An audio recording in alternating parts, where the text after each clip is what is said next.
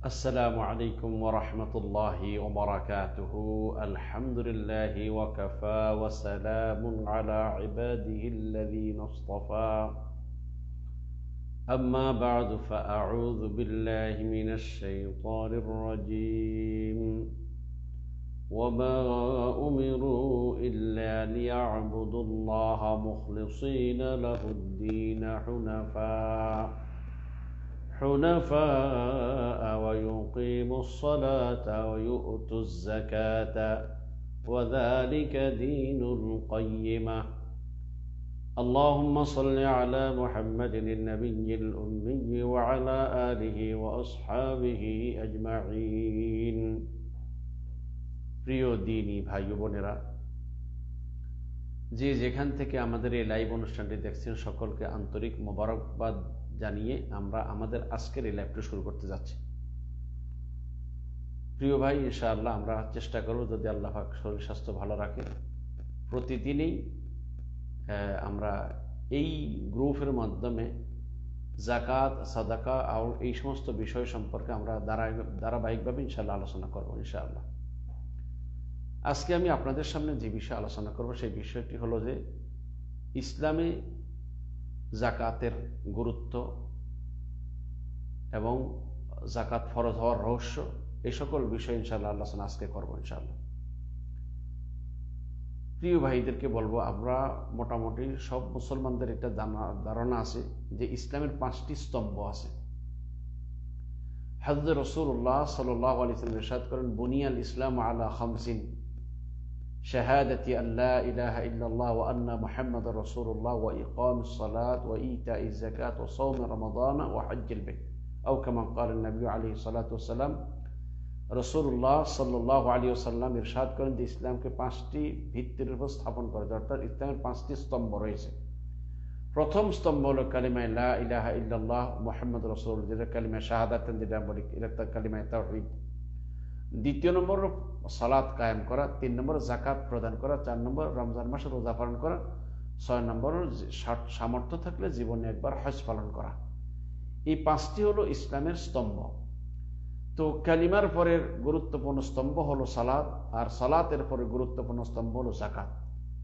যাকাত ইসলামের একটি গুরুত্বপূর্ণ বিষয়। তাই এই যাকাত সম্পর্কে আমাদের অনেক মুসলমানদেরই সঠিক জ্ঞান ধারণা নেই। সেই জন্য বিশেষ করে যাদেরকে আল্লাহ অর্থ দিয়েছেন, যাদেরকে আল্লাহ পাক টাকা পয়সা ধন সম্পদ দিয়েছেন, তাদের অবশ্যই জানা উচিত যে যাকাত কখন ফরজ হয়, কিভাবে কেন ফরজ হয়, কি কি মালের উপর ফরজ হয়, এই সমস্ত বিষয়ের তথ্য জানা জরুরি। প্রিয় ভাইদেরকে বললাম, আমরা একেবারে সারসংক্ষেপ করে এই সকল বিষয়ের উপর ইনশাআল্লাহ ধারাবাহিকভাবে প্রতিদিন ইনশাআল্লাহ আলোচনা করবো, যদি আল্লাহ পাক হায়াতে বাঁচান। এখন প্রথমে আমাদের যাকাত শব্দের অর্থটা জানতে হবে। যাকাত শব্দের আবিধানিক অর্থ হলো আত-তাহারা ওয়ান নামা ওয়াল বারাকা ওয়াল মাদা, এরকম বিভিন্ন শব্দ, অর্থাৎ পবিত্রতা, ক্রমবৃদ্ধি, অধিক্য বা প্রশংসা, এইরকম শব্দে ব্যবহার হয়েছে। উল্লেখিত সব শব্দগুলারই অর্থ কোরআনে কারীম বিভিন্ন আয়াতের মধ্যে এই অর্থগুলো ফুটে উঠেছে। আর যাকাতকে যাকাত এই জন্য বলা হয় কারণ যাকাত বের করার কারণে মালের মধ্যে আল্লাহ বরকত দান করেন, এবং এই যাকাত দেওয়ার কারণে মালের নিরাপত্তা হয়। যাকাত আদায় করার কারণে বান্দার অন্তরে কৃপণতার যে একটা মন্দ স্বভাব আছে সেটা দূর হয়ে যায়। এই জন্য যাকাত একটি গুরুত্বপূর্ণ বিষয়। ইসলামের পরিভাষা যাকাত কাকে বলে এটা একটু বুঝতে হবে। যাকাত বলে ইসলামী পরিভাষার ইসলামী শরীয়ত কর্তৃক নির্ধারিত নিসাব পরিমাণ মালের নির্দিষ্ট অংশ নির্দিষ্ট খাতে ব্যয় করার নাম যাকাত। অর্থাৎ ইসলামী শরীয়তে কোন কোন মালের উপর যাকাত ফরজ, একটা নির্দিষ্ট কিছু মালের উপর যাকাত ফরজ হবে, এবং এই যাকাতের একটা নির্দিষ্ট অংশ আছে, এবং এই যাকাতগুলো একটা নির্দিষ্ট খাতেই ব্যয় করতে হবে, সব জায়গায় ব্যয় করলে হবে না। এই হলো যে যাকাতের ব্যাখ্যা। কোরআন ও হাদিসের ভিতরে যাকাতের অসংখ্য বর্ণনা রয়েছে। বিশেষ করে কোরআন কারীমে প্রায় 30টি জায়গাতে যাকাতের কথা বলা হয়েছে। তার ভিতরে প্রায় 27টি জায়গা সালাত আর যাকাতকে একত্রিত করে বর্ণনা করা হয়েছে, আর বাকি কিছু জায়গাতে শুধু সালাত যাকাত আলাদা বর্ণনা করা হয়েছে। সেই জন্য যাকাত একটা গুরুত্বপূর্ণ বিষয়, অবজ্ঞা করার কোনো সুযোগ কারণ নেই। ইসলামী শরীয়তের মধ্যে জাকাতের গুরুত্ব সম্পর্কে যদি আমরা বলি, তাহলে বুঝতে হবে ইসলামের 5টি স্তম্ভের একটি স্তম্ভ হলো জাকাত। আর জাকাত ভিত্তিক অর্থনৈতিক ব্যবস্থা কায়েম করা ব্যতীত কোথাও কখনোই ইসলামী রাষ্ট্র কায়েম করা সম্ভব নয়। ইসলাম যদি প্রতিষ্ঠিত করতে চান, ইসলাম যদি কোথাও প্রতিষ্ঠিত হয়, তাহলে অবশ্যই অবশ্যই অবশ্যই সেখানে জাকাত ভিত্তিক অর্থনৈতিক ব্যবস্থা কায়েম করতে হবে। কারণ এই যে জাকাতটা হলো যে ধনীদের কাছ থেকে নিয়ে গরিবের মধ্যে বন্টন করা, এতে করে সমাজের যে দারিদ্র্য বিমোচন যেটা আছে এই জাকাতের মাধ্যমে এটা করা হবে। সামর্থ্যবান ব্যক্তিরা টাকা পয়সা ব্যাংকের মধ্যে জমা করতে থাকবে আর গরিবরা না খেয়ে থাকবে, ইসলাম কখনো এটা সমর্থন করে না। বরং তার মালের একটা অংশ বৎসরে একবার হিসাব করে তার আশেপাশের গরিব গোরাবা যারা আছে তাদের মধ্যে বন্টন করে দিতে হবে। আল্লাহ সুবহানাহু ওয়া তাআলা কোরআন কারীমে এই জাকাতের গুরুত্বটা অনেক হওয়ার কারণে সালাতের পরে সবচেয়ে বেশি পরিমাণে জাকাতের কথা বর্ণনা করেছেন। কারণ জাকাত যদি সমাজে প্রতিষ্ঠিত না হয় আর গরিবের অববন্টন মোচনের কোনো পথ যদি না থাকে, তাহলে সে ইসলাম কি করে সে পালন করবে? যেমন কথার কথা, একজন মানুষ রমজানের রোজা রাখবে, তার ঘরে যদি খাবারের ব্যবস্থা না থাকে, তাহলে সে কি করে খাবার খাবে আর সে কি করে রোজা রাখবে? সেই জন্য এই দরিদ্রের এই অববন্টন মোচনের জন্য ইসলামী শরীয়তের যে বিধান, সেখানে তার জাকাত ভিত্তিক ব্যবস্থা কায়েম করতে হবে। সমাজের দারিদ্র্য বিমোচনের জন্য এইভাবেই চেষ্টা করে যেতে হবে। তাহলেই একজন গরিব যদি পেট ভরে খেতে পারে, তার কাপড় সাপড় প্রয়োজনীয় জিনিসপত্র সে যদি ব্যবহার করতে পারে, তাহলে সে ইতমিনানের সহিত প্রশান্ত মন নিয়ে সালাত আদায় করতে পারবে। কিন্তু ক্ষুধা নিয়ে, বস্ত্রহীন অবস্থায় ক্ষুধা পিপাসা নিয়ে মানুষ সঠিকভাবে ইবাদত করতে পারবে না। সেই জন্য সমাজের অভাবী লোকদের অববন্টন দূর করার জন্যই ইসলাম জাকাতের এই বিধান রেখেছেন। আল্লাহ সুবহানাহু ওয়া তাআলা বলেন, ওয়ামা উমিরু ইল্লা লিয়া'বুদুল্লাহা মুখলিসিনা লাহুদ-দীন হুনাফা ওয়া ইউকিমুস সালাতা ওয়া ইউতুজ যাকাতা ওয়া যালিকা দীনুল কাইয়্যিমা। আল্লাহ সুবহানাহু ওয়া তাআলা বলেন, তাদেরকে কেবল এই নির্দেশ দেওয়া হয়েছিল যে তারা যেন আল্লাহর ইবাদত করে এবং তারই জন্য দিনকে একনিষ্ঠ করে, সালাত কায়েম করে এবং জাকাত প্রদান করে, আর এটাই হলো সঠিক দিন। তাহলে সালাত কায়েম করা, জাকাত প্রদান করে, এটা আল্লাহর নির্দেশ। আল্লাহ রাব্বুল ইজ্জাতুল জালাল মুমিনদের বর্ণনা করেছেন, ওয়াল মুমিনুনা ওয়াল মুমিনাতু বা'দুহুম আউলিয়াউ বা'দ। এক মুমিন অপর মুমিনের বন্ধু। একজন মুমিন আরেক মুমিনের কি বন্ধু, আর এক মুমিনা আরেক মুমিনার বান্ধব। তাদের কাজ কি? ইয়া'মুরুনা বিল মা'রুফ ওয়া ইয়ানহাউনা আনিল মুনকার। তারা মানুষদেরকে সৎ কাজের আদেশ করে এবং অসৎ কাজ থেকে বাধা প্রদান করে, নিষেধ করে। এবং ওয়া ইউকিমুনাস সালাতা, তারা সালাত কায়েম করে। ওয়া ইউতুনাজ যাকাতা, এবং তারা যাকাত প্রদান করে। ওয়া ইউতিউনাল্লাহ ওয়া রাসূলাহু, এবং তারা আল্লাহ তার রাসূলের আনুগত্য করে।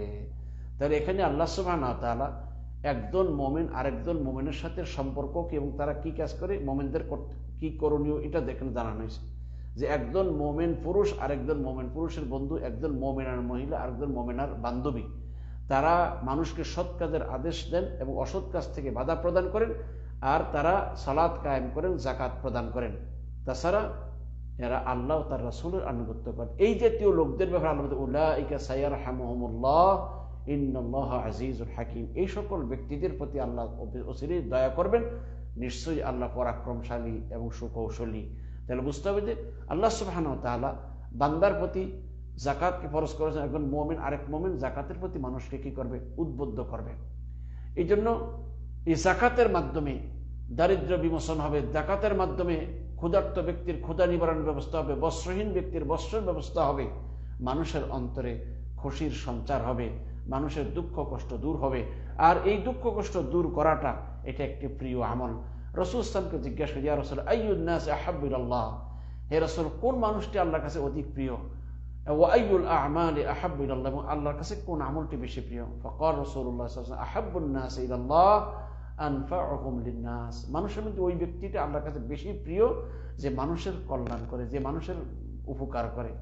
আর ওয়া আহাব্বুল আমালি আল্লাহি আযজা ওয়া জাল্লা সুরুরুন ইউদখিলুহু আলা মুসলিম, আর আল্লাহর প্রিয় আমল হলো ওই আমল যা মুসলমানদের অন্তর্মধ্যে খুশির সঞ্চার করা, অর্থাৎ মানুষের মনকে খুশি করার চেষ্টা করা। অথবা আও ইয়াকশিফু আনহু কুরবাত, অথবা তার থেকে কোনো দুঃখ কষ্ট মুসিবত দূর করে দেওয়া, আও ইয়াকদি আনহু দাইনান, অথবা তার কোনো ঋণ পরিশোধ করে দেওয়া, আও ইয়াতরুদু আনহু জুআন, অথবা তার ক্ষুধা নিবারণ করে দেওয়া।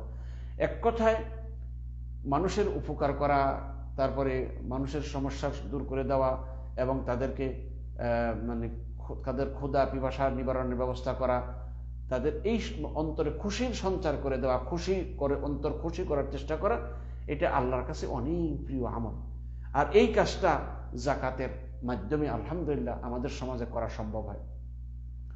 আর প্রত্যেক সামর্থ্যবান ব্যক্তিদের, প্রত্যেক সম্পদশালী ব্যক্তিদের মালের মধ্যে একটা অংশ গরিবদের জন্য রয়েছে। আল্লাহ সুবহানাহু ওয়া তাআলা বলেন, ওয়াফি আমওয়ালিহিম হাক্কুম মা'লুম লিস-সাইলি ওয়াল মাহরুম, তাদের সম্পদের মধ্যে একটা নির্দিষ্ট অধিকার রয়েছে, এটা সমাজের বঞ্চিত ব্যক্তিদের অর্থাৎ গরিব দুঃখীদের জন্য তাদের সম্পদের একটা অংশ, এটা গরিবদের, তাদের সম্পদের মধ্যে গরিব দুঃখীদের একটা অংশ রয়েছে। তাই প্রত্যেক ব্যক্তি, সামর্থ্যবান ব্যক্তিরা তাদের অর্থ থেকে গরিবদেরকে কিছু কি করবে, জাকাত দিবে, গরিবদেরকে জাকাত দিবে 40%। এবার তৃতীয় নম্বর যে বিষয়টা জানতে হবে যে ইসলামী শরীয়তে জাকাতের বিধান কি, এটা কি ফরজ না সুন্নত না মুস্তাহাব? উত্তর, ইসলামী শরীয়তে জাকাত আদায় করা, সামর্থ্য ব্যক্তিদের উপরে জাকাত আদায় করা ফরজ। মানে কি, যাদের উপরে মানে শরীয়তের নির্ধারিত যে পরিমাণ মাল হলে জাকাত ফরজ, এই পরিমাণের মাল যদি কোনো ব্যক্তির উপরে কোনো ব্যক্তির কাছে থাকে এবং সেটা যদি 1 বছর অতিবাহিত হয়, এবং এই মালের মালিক যদি সে একচ্ছত্র মালিক হয়, তাহলে 1 বছর অতিবাহিত হওয়ার পরে তারপরে জাকাত ফরজ হবে। এটা জাকাত ফরজ, কেননা জাকাত ইসলামী শরীয়তের, ইসলামের 5টি ভিত্তির একটি ভিত্তি। আর ইসলাম যেমন কোনো ভিত্তি ছাড়া যেমন ঘর কায়েম হয় না, খুঁটি ছাড়া যেমন ঘর কায়েম হতে পারে না, ঘর মানে স্থাপন হতে পারে না, তেমনিভাবে জাকাত প্রদান করা ব্যতীত ইসলাম কায়েম করা সম্ভব নয়। 4র্থ নম্বর আমাদের যে বিষয়টা জানতে হবে, জাকাত অস্বীকার করার বিধান কি। প্রিয় ভাইদেরকে বলো, জাকাত অস্বীকার করা এটা যদি 2 রকম। একটা আছে যে জাকাতের ফরজিয়তকে অস্বীকার করা, জাকাত ফরজ না, এটা সে ফরজ যে এটা বিশ্বাস করে না, ফরজ না বলে সে মনে করে। অর্থাৎ জাকাত যে ইসলামী শরীয়তে ফরজ করা হয়েছে, এটাকে যদি কোনো ব্যক্তি অবিশ্বাস করে তাহলে সে কাফের। কেন? কারণ কোরআন এবং সহিহ সুন্নাহর এতবার একটা মানে সর্বসম্মতিক্রমে একটি বিশুদ্ধ সূত্রকে বা আল্লাহর একটি নির্দেশকে অমান্য করা, এটা নিঃসন্দেহে কুফরি। যে ব্যক্তি জাকাত ফরজ হওয়াকে অস্বীকার করবে সে ব্যক্তি কাফের, ইসলাম থেকে খারিজ হয়ে যাবে। তবে কোনো ব্যক্তি যদি জাকাত ফরজ হওয়াটা স্বীকার করে কিন্তু অলসতা মানে কৃপণতা বশত জাকাত আদায় করে না, তাহলে সে মুসলমান থাকবে কিন্তু বড় একজন পাপী। তার ব্যাপারে কোরআন হাদিসে অনেক ধমকি এসেছে এবং কোরআনও এই ব্যাপারে অনেক কঠিন বর্ণনা এসেছে। আল্লাহ পাক বলেছেন, ওয়াল্লাযীনা ইয়াকনিজুনা আয-যাহাবা ওয়াল ফিদ্দাতা ওয়া লা ইউনফিকুনাহা ফী সাবীলিল্লাহ ফাবাশশিরহুম বিআযাবিন আলীম ইয়াওমা ইউহমা আলাইহা ফী নারি জাহান্নামা ফাতুকওয়া বিহা জিবাহুহুম ওয়া জুনুবুহুম ওয়া যুহুরুহুম হাযা মা কানাসতুম লিআনফুসিকুম ফাযুকু মা কুনতুম তাকনিজুন। আল্লাহ সুবহানাহু ওয়া তাআলা বলেন যে যারা ধন সম্পদ, স্বর্ণ রূপা, টাকা পয়সা জমা করে রেখেছেন আর জাকাত আদায় করেনি, কিয়ামতের দিন এগুলাকে পাত মানে আগুনের পাত বানাইয়ে, মানে এগুলাকে পাত রূপে তৈরি করে আগুনের মধ্যে গরম করে তার কপালে, তার পার্শ্বে, তার পিঠে দাগ দেওয়া হবে আর বলা হবে, হাযা মা কানাসতুম লিআনফুসিকুম ফাযুকু মা কুনতুম তাকনিজুন। এই হলো তোমার রক্ষিত সম্পদ, যা তুমি জমা করে রেখেছিলে, আজকে সেই রক্ষিত সম্পদের, জমাকৃত সম্পদের মজা তোমরা গ্রহণ করো। এতে বোঝা গেল যে এইটা একটা বড় ধমকি। তাছাড়া হাদিসে অনেক মানে এই ব্যাপারে অনেকগুলো কঠিন হাদিস, যারা গরু ছাগল উট বেড়ার আছে, যাদের জাকাত দেয় নাই, তাদের এই গরু ছাগল উট বেড়া তাদের পা দিয়ে মারাবে, শিং দিয়ে গুঁতে দিবে, এইভাবে তাকে মুখ দিয়ে কামড়াবে যারা জাকাত আদায় করে নেই তাদের। এই জন্য এইরকম শাস্তি তাদেরকে কিয়ামতের মাঠে দেওয়া হবে। এই জন্য যাদের জাকাত ফরজ হয়েছে সাধ্য অনুযায়ী আল্লাহর হুকুম পালন করার জন্য সর্বোচ্চ চেষ্টা করতে হবে, যাতে করে কোনো অবস্থাতেই জাকাত অবহেলাবশত ছুটে না যায়।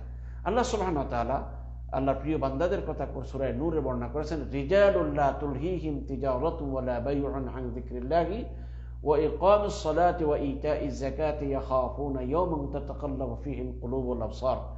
আল্লাহ সুবহানাহু ওয়া তাআলা বলেন যে আল্লাহর কিছু বান্দা যারা দুনিয়ার ব্যস্ততা, লা তুলহিহিম তিজারাতু ওয়া লা বাইউন, যাদের ব্যবসা বাণিজ্য তাদেরকে আল্লাহর জিকির থেকে গাফেল করতে পারে না, আল্লাহ সালাত কায়েম করতে গাফেল করতে পারে না, জাকাত থেকে গাফেল, অর্থাৎ তারা দুনিয়ার শত ব্যস্ততার মাঝেও সালাত কায়েম করে, জাকাত প্রদান করে এবং তারা কি করে, আল্লাহকে স্মরণ করে।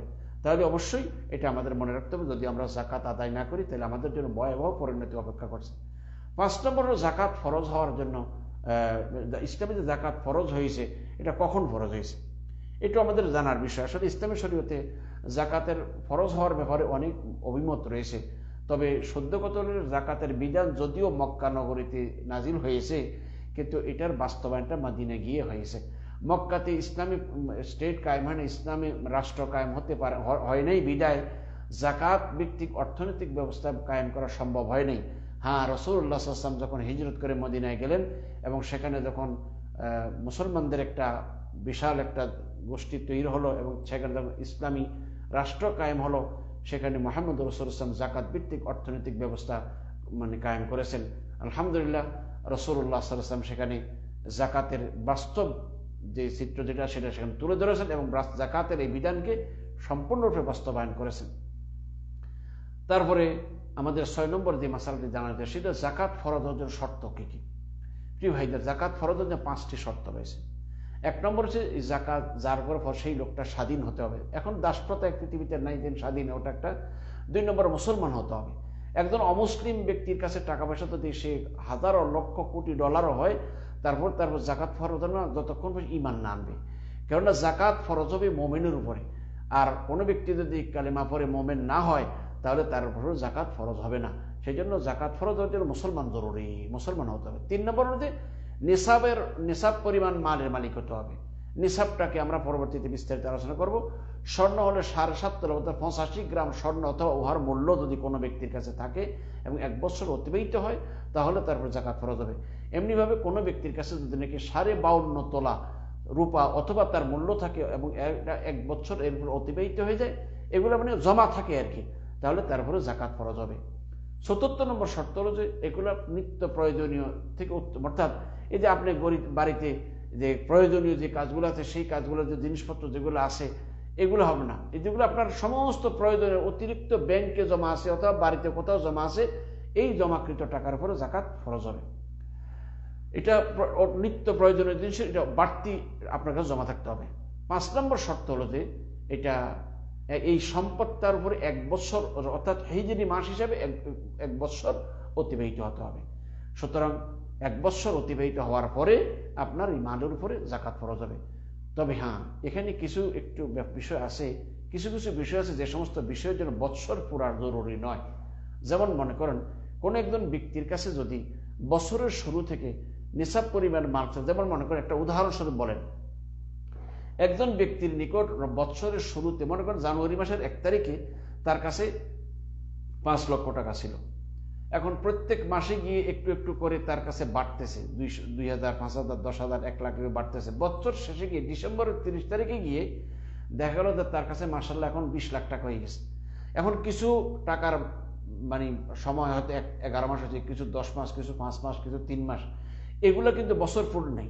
শরীয়তের বিধান হলো এই যে বছরের শুরুতে যেহেতু জাকাত ফরজ হওয়ার মতো মাল ছিল, তাহলে বছরের মধ্যখানে যে বর্ধিত যে মালগুলো আছে সেই মালগুলোর জন্য বছর পুরা জরুরি নয়। মনে করেন আপনি নভেম্বর মাসে কোথাও একটা বিল পেয়েছেন 3 লাখ টাকা, 5 লাখ টাকা, এটা মাত্র 3 মাস হয়েছে বা 1 মাস হয়েছে। শরীয়তের বিধান হলো যেহেতু বছরের শুরু থেকে জাকাত ফরজ হওয়ার মতো মাল তোমার কাছে ছিল, তাহলে এই বর্ধিত মাল যেগুলা প্রত্যেক মাসে মাসে একটু একটু করে বাড়ছে, সেই মালের জন্য কি করতে হবে না, বছর পূর্ণ জরুরি নয়, যেহেতু বছরের শুরু থেকে নিসাব পরিমাণ মাল ছিল। আশা করি বুঝতে পারছেন।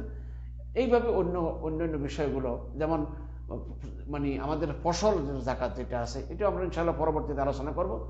ফসলের জাকাতও বছর পুরো জরুরি। যেমন মনে করেন আপনি চাষ করেছেন, আপনার এখন আলহামদুলিল্লাহ যথেষ্ট ধান হয়েছে, গম হয়েছে, ভুট্টা হয়েছে, আপনি যেদিন ফসল কাটবেন সেই দিনে এগুলো আলাদা করে ওদেরকে যে পরিমাণে প্রতি মনে 2 কেজি করে যদি পানি সেচ দিয়া ক্ষেত খামার করে দেয় তাহলে প্রতি মনে 2 কেজি, আর যদি বৃষ্টির পানিতে হইতে প্রতি মনে 4 কেজি করে আপনি আল্লাহ রাস্তা দিয়ে দিবেন। এইভাবেই আপনার জাকাতের হিসাব করতে হবে। এই জন্য ইনশাআল্লাহ আমি সকল ভাইদেরকে বলবো আমরা প্রতিদিনই ইনশাআল্লাহ এই জাকাত সম্পর্কে এই গ্রুপের ভিতরে আলোচনা হবে। জাকাত এবং সাদকা, ফিতরা, জাকাতুল ফিতর, এই সমস্ত বিষয় নিয়ে এই গ্রুপ ইনশাআল্লাহ প্রতিদিনই আমরা চেষ্টা করবো আলোচনা করার জন্য। মাঝে একদিন হয়তো 2-3 দিন ওমরায় যাবো, সেই 3 দিন বন্ধ থাকবে। এরপরে ইনশাআল্লাহ আবারও আল্লাহ যদি সুস্থ রাখে, নিরাপদে রাখে, আমরা এই প্রোগ্রামগুলো কন্টিনিউ করে যাব।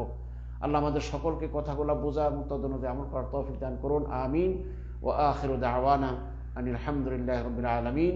আসসালামু আলাইকুম ওয়া রাহমাতুল্লাহি ওয়া বারাকাতুহু।